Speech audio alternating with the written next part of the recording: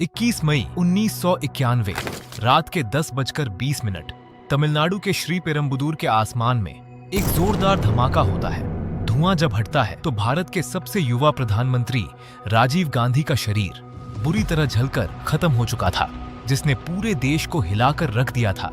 यह कोई साधारण हमला नहीं था, यह दुनिया का पहला ऐसा सुसाइड बॉम्ब अटैक था जिसने किसी देश के प्रधानमंत्री को निशाना बनाया था।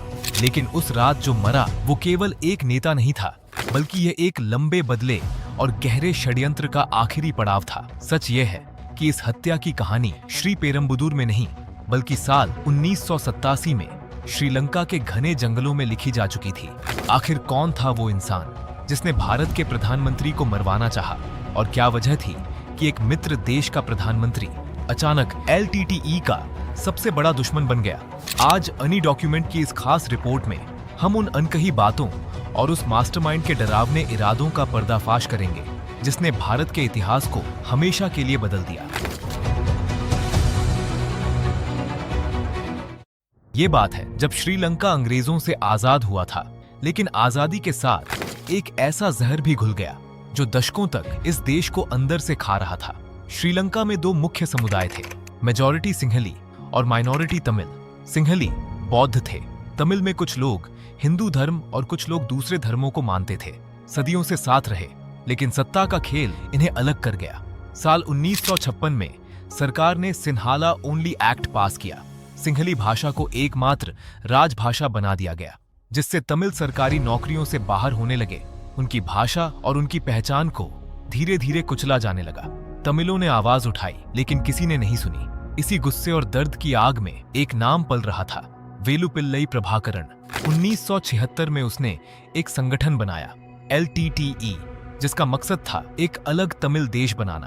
प्रभाकरण कोई साधारण नेता नहीं था, वो खुद मैदान में लड़ता था और अपने साथियों को जान देने के लिए तैयार करता था। धीरे धीरे LTTE श्रीलंका का सबसे खतरनाक आतंकी संगठन बन गया और फिर दोनों तरफ से हजारों की संख्या में लोग मारे जाने लगे।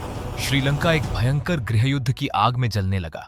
यह देखकर तब भारत के प्रधानमंत्री राजीव गांधी ने यह लड़ाई रुकवाने का फैसला किया। राजीव गांधी और श्रीलंकाई राष्ट्रपति जयवर्धने के बीच एक समझौता हुआ। इस समझौते के तहत भारतीय शांति सेना यानी IPKF को श्रीलंका भेजा गया। मकसद था देश में शांति बहाल करना और LTTE के हथियार छुड़वाना।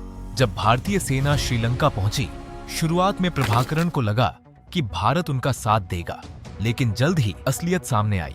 IPKF को आदेश था कि LTTE के हथियार जब्त करे। भारतीय सैनिकों ने तमिल विद्रोहियों के हथियार छीनने शुरू किए। दोनों तरफ से गोलियां चली।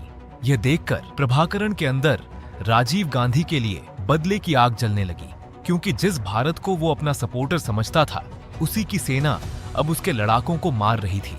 इसी के चलते LTTE के नेता थिलेपन की भूख हड़ताल के दौरान मौत हो गई और इस सब से परेशान होकर LTTE के 12 साथियों ने आत्महत्या कर ली। ये देखकर प्रभाकरण के मन में राजीव गांधी के प्रति नफरत की आग और भड़क उठी।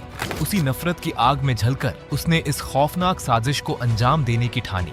इस पूरे मिशन की कमान शिवरासन को सौंपी गई, जो LTTE का मास्टरमाइंड जासूस था।